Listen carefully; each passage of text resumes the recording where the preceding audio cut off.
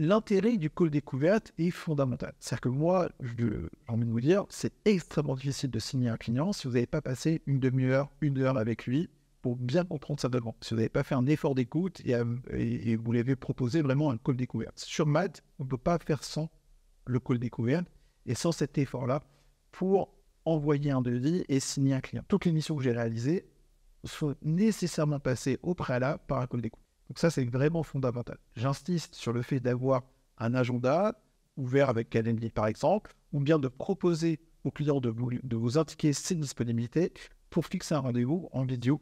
Je ne conseille pas trop le déplacement, à moins que vous soyez véritablement proche. Il n'y a pas besoin de se déplacer, surtout sur le premier rendez-vous. Une vidéo peut très bien faire l'appel ou un appel téléphonique, mais c'est fondamental. Le call découverte, ça sert surtout à écouter le prospect et à bien comprendre sa demande. Donc, c'est fondamental de préparer une liste de questions, de venir préparer le rendez-vous, d'avoir vu un petit peu ce que font ses concurrents, d'avoir étudié ce secteur d'activité, d'avoir une liste de questions à lui poser et de commencer à noter les réponses. Une fois que vous avez montré votre capacité d'écoute, vous avez bien été en mesure de reformuler son besoin, le prospect va être rassuré sur votre capacité à délivrer. Il n'est pas en mesure de juger votre travail, mais il est déjà rassuré sur la première étape. C'est-à-dire ce freelance connaît son métier, il a bien compris mon besoin, il a bien compris mon secteur.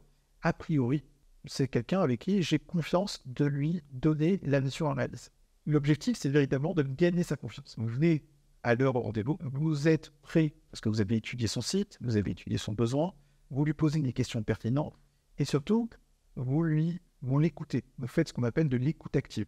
Je vous rappelle simplement que la chose la plus intéressante dans le code découverte, c'est véritablement écouter son besoin, c'est son besoin. C'est votre client qui est le plus intéressant. Il n'est pas là pour écouter combien vous êtes merveilleux. Il est surtout là pour se rassurer que vous avez bien compris son besoin. Et c'est son besoin qui doit être le cœur de la discussion.